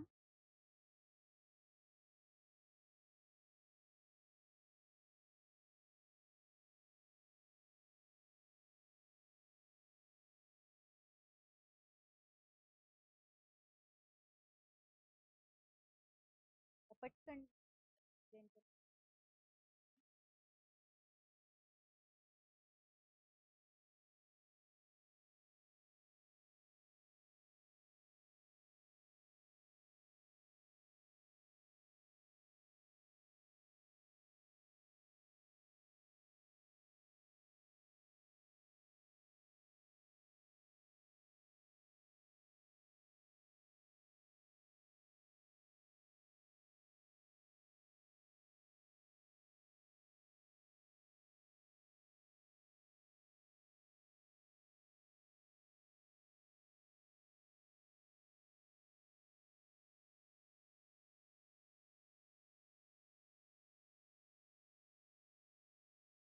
झालं. ओके. आता जी पहिली थेरी आहे, जे ह्या ज्या थेरीज आहे कलेक्टिव्ह थेरीच्या, तर सोशल सायंटिस्ट वेगवेगळ्या ज्यांची नावं मी लिहून दिली त्यांनी डेव्हलप केल्यात वेगवेगळ्या थेरीज, आणि त्याच्यामध्ये बिहेवियरला एक्सप्लेन केलेलं आहे. बिहेवियर नुसतं एक शब्द नाहीये, बिहेवियर ह्युमन बिहेवियर नाही, बिहेवियरचं कलेक्टिव्ह बिहेवियर. आता कंटेजियन थेअरीचे एक्सपोनंट कोण आहे तर ली बोन, हे एक्सपोनंट आहे ह्या थेअरीचं. ह्या थेअरीनुसार जी गर्दी आहे, जो क्राऊड आहे, तो प्रभाव टाकतो, हिप्नोटिक करतो त्यांच्या मेंबर्सला. म्हणजे हिप्नोटिक करणं म्हणजे जो क्राऊड जसं सांगतो तसं सगळ्यांनी करणं. आता काही लोक ह्याच्यामध्ये सॅक्रिफाईस करतात त्यांचे इंडिव्हिज्युअलच्या रिस्पॉन्सिबिलिटी. का तर ते अबंडन असतात आणि सरेंडर करतात इन्फेक्शियस इमोशन्स ऑफ क्राऊड. ठीक आहे. आता हा जो क्राऊड आहे त्या वेनी जर बघितलं तर आपण असा विश्वास ठेवतो की आपलं आयुष्य काय आहे, to live in life emotion people towards unlogic violent action. बरोबर. आता लेबॉनची ही थेअरी आहे ही एकमेव असं इनिशियल क्लॅरिफिकेशन आहे ग्रुप बिहेवियरचं, त्याच्यामध्ये क्लॅरिफाय केलेलं आहे. अजूनही ही एक्सेप्टेड आहे इतर सेक्टर्समध्ये. कारण सोशोलॉजी जर सोशोलॉजी जर सोडलं तर बाकी सगळ्या फील्डमध्ये ली बॉनची जी कंटॅजियन थेअरी आहे ही एक्सेप्टेड आहे असं म्हटलेलं आहे. क्लिअर. ओके. सेकंड जी थेअरी आहे थेअरी. आता ही जी कन्वर्जन्स थेअरी, तर ह्याच कन्वर्जन्स थेअरी मध्ये फ्लॉड एल्पोर्टचं नाव आहे, FLOYD ALLPORT. तर ही कॉझेशन आहे, ही जी थेअरी आहे कन्वर्जन्स थेअरीची कॉझेशन आहे कशासाठी, कृती करण्यासाठी सर्टन टाइप्स ऑफ मे मध्ये क्राऊड मध्ये. त्याला आपण प्रिन्सिपल ऑफ कन्वर्जन्स सुद्धा म्हणते. म्हणजे क्राऊड गर्दी आणि त्यामध्ये जी आपली कृती आहे एखाद्या पर्टिक्युलर मार्गाला धरून, तर त्या कृतीला क्राऊड म्हटलेलं आहे आणि ह्यालाच आपण प्रिन्सिपल ऑफ कन्वर्जन्स म्हणून सुद्धा ओळख. आता ह्या थेअरीनुसार लोकांना काय हवं आहे तर काम हवं आहे त्या सर्टन टाइप ऑफ ते एकत्रित येतात, क्राऊड क्रिएट करतात कशासाठी तर जे काही पर्टिक्युलर काम आहे ते कम्प्लीट करण्यासाठी. आता व्यक्ती जे आहे जे पार्टिसिपेट करतात कलेक्टिव्ह बिहेवियर, ते जसं पार्टिसिपेट करतात तसं ते एक्सप्रेस सुद्धा करतात त्यांच्या ज्या हिडन लपलेल्या ज्या वृत्ती आहे, लपलेल्या ज्या टेंडन्सीज आहे त्या सुद्धा इथे एक्सप्रेस केल्या जातात. कशासाठी इन्व्हॉल्व करण्यासाठी लोकांना सिमिलर आयडिओलॉजी, जे सिमिलर आयडिओलॉजी असणारे लोकांना ह्याच्यामध्ये इन्क्लूड करून घेतलं जातं. आणि ही जी डेव्हलप केली गेली आहे Allport Floyd. Clear. Two types of theory we have completed here. Now third theory, emergent norm theory. दुसरी थेअरी लिहिली आहे मी बोर्डवर, ती आहे इमर्जंट नॉर्म थेअरी. आता ही इमर्जंट नॉर्म थेअरी कोणी मांडली आहे, राल्फ टर्नर आणि लेविस किलियन यांनी. आता ही जी गर्दी आहे ही जेव्हा गर्दीची सुरुवात होते ह्याच्यामध्ये लोकांचा मिक्स इंटरेस्ट असतो आणि ऑब्जेक्टिव्ह सुद्धा असतं कलेक्टिव्ह इंटरेस्ट. स्पेशली लेस कॉम्प्लेक्स स्टॅटिक क्राऊड, हे ह्या केसमध्ये जर बघितलं तर क्राऊड गर्दीचा जो क्रायटेरिया आहे हा काय आहे, एक्सप्रेसिव्ह आहे, काहीतरी मांडणारा आहे. ठीक आहे. ऍक्ट करणारा आणि सोबतच प्रोटेक्ट सुद्धा करतो, जो की ॲम्बिशियस असू शकतो आणि रिप्लेसेबल पण असू शकतो. म्हणजे तो बदलू सुद्धा शकतो. ॲम्बिशियस असतो म्हणजे खूप असं ॲम्बिशियस म्हणजे खूप खूप विजनरी असं ज्याला आपण म्हणतो तसं. आता जेव्हा व्यक्ती डिसाईड करतो की ही जी विंडो आहे, ही जी खिडकी आहे ती तोडायची आहे ग्लास शॉपची आणि इतर, म्हणजे समजा इथं आता हे व्हायलेंट मध्ये येतं ना, तर इथे जर लोकांनी ठरवलं की त्या दुकानाची काचेची खिडकी तोडायची आहे, फोडायची आहे आणि इतर जे आहे ते सुद्धा याच्यामध्ये इन्व्हॉल्व आहे. आता तोडणारे 4 हात असू शकतात पण इन्व्हॉल्व असणारे 10 हात असू शकतात. ते स्टार्ट करतात रॉब द गुड्स. बरोबर. आता जी लोक आहे ते स्वतःला कसं फाइंड आउट करतात त्या सिच्युएशन मध्ये, जे ऑब्सर्व करतात किंवा सेडेंटरी सोशल बिहेवियर त्यांचा असतो. आता टर्नर अँड किलियननी काय आर्ग्युमेंट केली आहे, खूप साऱ्या डिफरंट कॅटेगरीज असतात पार्टिसिपंटच्या क्राऊड. बरोबर. All of which follow different patterns of behaviour. बरोबर आहे, गर्दीमध्ये खूप लोक असतात, डिफरंट कॅटेगरी जे असतात त्यांचे बिहेवियरचे जे पॅटर्न्स आहेत ते सुद्धा फार वेगवेगळे असतात. पण कशामुळे, त्याचं त्यांच्या ज्या मोटिवेशन्स आहेत त्या वेगवेगळ्या आहेत, त्याच्यामुळे हे सगळं घडतं. That's it. इमर्जंट थेअरीमध्ये एवढंच सांगितलेलं. नेक्स्ट थेअरी आहे व्हॅल्यू ॲडेड थेअरी. आता व्हॅल्यू ॲडेड थेअरीमध्ये नेल स्पेन्सरनी काय आर्ग्युमेंट केलं आहे, तर कलेक्टिव्ह बिहेवियर जे आहे हे ॲक्च्युअली सोशल सिस्टीम आहे असं त्यांनी म्हटलंय. आणि मीडियम जे आहे हे स्ट्रेन आहे जे प्रोड्यूस करतं सर्टन टाइप्स ऑफ कम्युनिटीच्या. जर प्रॉपर डिटर्मिनंट्स प्रेझेंट नसतील तर कलेक्टिव्ह बिहेवियर हे इनडिस्पेन्सेबल बनतं. म्हणजे नेल स्पेन्सरनी जी आर्ग्युमेंट केली आहे कलेक्टिव्ह बिहेवियरच्या संदर्भात, तर ॲक्च्युअली ते काय म्हणतात, तर हे जे कलेक्टिव्ह बिहेवियर आहे हे सोशल सिस्टीम आहे आणि सोबतच हे माध्यम सुद्धा आहे स्ट्रेन करण्याचं जे प्रोड्यूस झालेलं आहे सर्टन कम्युनिटीच्या. स्ट्रेन म्हणजे गाळणी करणारं. ओके, सर्टन टाइप्स ऑफ बिहेवियरच्या द्वारे. ओके, जर प्रॉपर डिटर्मिनंट उपलब्ध असतील, प्रॉपर डिटर्मिनेशन जर प्रेझेंट असेल तर कलेक्टिव्ह बिहेवियर हा खूप इनडिस्पेन्सेबल होऊ शकतो.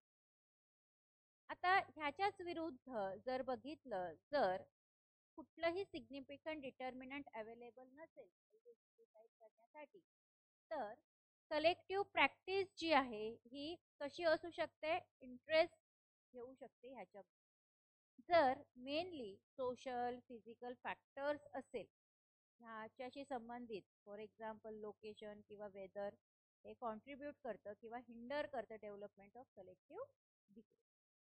That's it. व्हॅल्यू ॲडेड थेअरीमध्ये एवढाच पार्ट. लास्ट थेअरी आहे complex adaptive system theory. Complex adaptive system theory 5 वरती सगळ्यात वरती. त्याच्यामध्ये डच स्कॉलरचं नाव आहे आणि गॅनेकिनचं पहिलं नाव राहिलं GAP.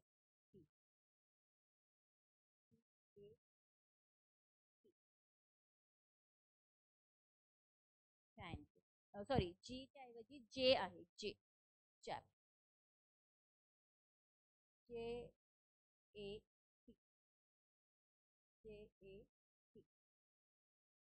चार. Okay, Dutch scholar and chap China. हे जे स्कॉलर आहे त्यांनी इंटरप्रिटेशन केलं आहे ह्या प्रिन्सिपलचं. हा जो प्रिन्सिपल आहे सिस्टीम थेअरीचा, हा कशासाठी हेल्प करतो, तर मेन रोल जो आहे जलद जो बदल होत आहे, वेगवान जो बदल होत आहे सोसायटीमध्ये, त्याचा जो मेन रोल आहे तो एक्सप्लेन करण्याचं काम इथं च्या मदतीनं झालेलं आहे. आणि इथे आता आपण असं म्हणू शकतो की हा जो अभ्यास झालाय त्या अभ्यासाच्या बेसिसवर किंवा स्टडी ऑफ प्रिन्सिपलच्या कलेक्टिव्ह बिहेवियरच्या बेसिसवर हे कलेक्टिव्ह बिहेवियर आहे हे रिझेंबल करतं बिहेवियरला त्या गटाच्या, ज्याच्यामध्ये लोक हे वर्किंग असतात, वर्किंग विथ टुगेदरनेस, एकत्रित येऊन ते काम करतात, जे खूप जास्त प्रमाणामध्ये सेल्फ मोटिवेटेड असतात, जे स्वप्रेरणा त्यांना मिळालेली असते आणि नवीन सोशल कॉन्सिक्वेन्सेस सुद्धा त्यांच्याकडे असतात, जे खूप जास्त प्रमाणामध्ये वोलाटाईल असतात आणि खूप कमी प्रमाणामध्ये प्रेडिक्टेबल सुद्धा असतात. आता हे जे बिहेवियर्स आहे गटामधले हे वेल इस्टॅब्लिश असतात, खूप चांगल्या पद्धतीनं ते स्थापन केलेले असतात. ह्याच्यामध्ये काय स्थापन केले आहे, रूल्स आहेत, ट्रेडिशन्स आहेत, नॉर्म्स आहेत, ज्या की स्पेसिफाय करतात त्याच्या पर्पजला, म्हणजे मुख्य हेतू काय आहे, मेंबरशिपला आणि लिडरशिपला सुद्धा. सोबतच याच्यामध्ये मोड ऑफ ऑपरेशन सुद्धा कन्सिडर केलं गेलं आहे. सो कॉम्प्लेक्स अडॉप्टिव्ह सिस्टीम थेअरीमध्ये सगळ्यात चांगला पार्ट काय आहे, तर हे जे बिहेवियर्स आहे गटामधले ते वेल इस्टॅब्लिश रूल्स त्याच्यामध्ये असतात, वेल इस्टॅब्लिश ट्रेडिशन्स सुद्धा असतात, जे खूप चांगल्या पद्धतीनं स्पेसिफाय करतात की त्याचा हेतू काय आहे, त्यांची मेंबरशिप कशा पद्धतीनं असते, लिडरशिप कशी असली पाहिजे आणि मोड ऑफ ऑपरेशन जे तुम्ही काम करता साठी मोड किंवा काय डिफरंट टाइप्स ऑफ चॅनल्स आहे ते इथं सांगितले जातात. ठीक आहे, ह्या झाल्या बिहेवियरच्या डिफरंट टाइप्स ऑफ थेअरी. आता कलेक्टिव्ह मध्ये फक्त एक लास्ट टॉपिक राहिलाय, कॅरेक्टरिस्टिक्स ऑफ कलेक्टिव्ह बिहेवियर.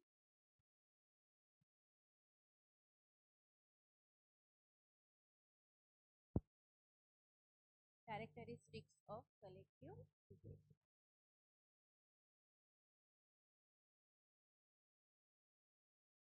चार टाइप्स आहेत.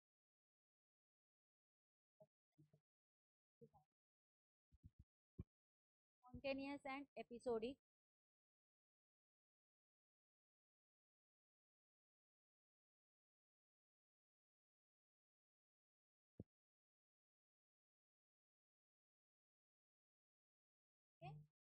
Spontaneous and episodic. Second, unstable.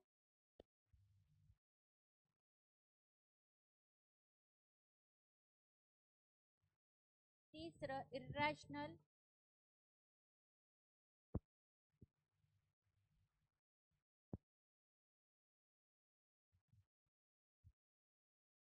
Non traditional. एवढंच आहे इथे कलेक्टिव्ह बिहेवियर भाग आपला. हे लिहून घ्या सगळ्यात आधी तुम्ही. हे ड्रॉ करून घ्या. नॉन ट्रेडिशनल, इरॅशनल, अनस्टेबल आणि स्पॉन्टेनियस. सो हे जे वैशिष्ट्य आहे कलेक्टिव्ह बिहेवियरचे, त्याच्यामध्ये स्पॉन्टेनियस अँड एपिसोडिक आहे. ओकेजनली आणि ऑफनली स्पॉन्टेनियस असतं. म्हणजे कधी उत्स्फूर्तता याच्यामध्ये येतं, तर कधी कधी ऑफनली, ठीक आहे, आणि ओकेजनली म्हणजे काहीतरी कारणानिमित्त. त्याला म्हणतो स्पॉन्टेनियस अँड एपिसोडिक. हे वैशिष्ट्य आहे कलेक्टिव्ह बिहेवियरचं. दुसरं आहे अनस्टेबल, म्हणजे ज्याला अस्थिर असं म्हणतो, की अजिबात हा स्टेबल नसतो, नॉट हॅस्टर्न असतो, शॉर्ट टाइम मध्ये राहण्यासाठी असतो. ह्याच्याकडे कुठलेही गोल्स व्हॅल्यूज नसतात. इन्स्टिट्यूशनलाइज बिहेवियर सारखं हा आहे असं म्हटलेलं झाला. तिसरा आहे इररॅशनल, ज्याला कुठलाही अर्थहीन, म्हणजे इररॅशनल म्हणजे ज्याला काही अर्थ नाहीये असा. आता हा जो टाईप आहे बिहेवियरचा, हा गाईड केला जातो डिफरंट टाइप्स ऑफ बिलीफ्सच्या द्वारे, फिअर्सच्या द्वारे आणि हॅट्रेडच्या द्वारे. म्हणजे भीती असू दे, विश्वास असू दे, हे इररॅशनल आहे एक्सेट्रा. आता ह्यातले जे पार्टिसिपेंट्स आहे हे डिसिजन घेत नाही, लॉजिकल किंवा रॅशनॅलिटीच्या बेसिसवर इथे कुठलेही डिसिजन घेत नाही. म्हणजे तर्कशुद्धता पण नसते आणि रॅशनॅलिटी पण नसते, की नेमकं आपण कशासाठी करणार. चौथं आणि लास्ट जे आहे ते आहे नॉन ट्रेडिशनल. कुठलीही रूढी प्रथा परंपरा नाही. ते क्लिअरली डिफाईन केलं गेलं आहे अकॉर्डिंग टू फॉर्म जे आहे, नॉर्म किंवा value. It is not clearly defined according to any cultural norm. त्याच्यामध्ये सांस्कृतिक पद्धतीचे नॉर्म्स व्हॅल्यूज कुठेही मेन्शन केलेले नाही आहे. ही टाईप जी आहे सिच्युएशनची, ही फॉर्मल आणि इन्स्टिट्यूशनल अथॉरिटीला फेल ठरवते. तो कॅरेक्टरिस्टिक्स ऑफ कलेक्टिव्ह बिहेवियरचा देखील भाग इथे संपला. So behaviour, communication, collective behaviour हे सगळं आपल्या इथे कम्प्लीट झालेलं आहे. आता न्यू लेक्चर मध्ये आपण डिफरंट टाइप्स ऑफ कम्युनिटीजचा अभ्यास करणार आहोत आणि त्याच्यामध्ये एक छोटासा भाग आहे वल्नरेबल सेक्शन. तो ते झाले की आपले युनिट कंप्लीट होईल. ठीक आहे. आजच्या लेक्चर मध्ये कुणाला काही क्वेरीज अडचणी असेल तर नेक्स्ट लेक्चरच्या सुरुवातीला विचारा. अभ्यास करा, रिव्हिजन करा, शॉर्ट नोट्स वाचा. जे काही येते बोर्डवर ते सगळं तुम्ही पाठ करू शकता की कशामध्ये काय येते, काय कॅरेक्टरिस्टिक्स आहे, काय आहे, डिफरंट टाइप्स ऑफ थेरीज आहे, त्यांची नावं काय आहे, कुणी मांडलंय. हा डिटेल जर तुम्ही अभ्यास केला तर नेट एक्झाम तुमच्याच आहे, तुम्ही इझिली ती क्रॅक करू शकता. ठीक आहे. All the best. आजचं लेक्चर आहे. थँक्यू.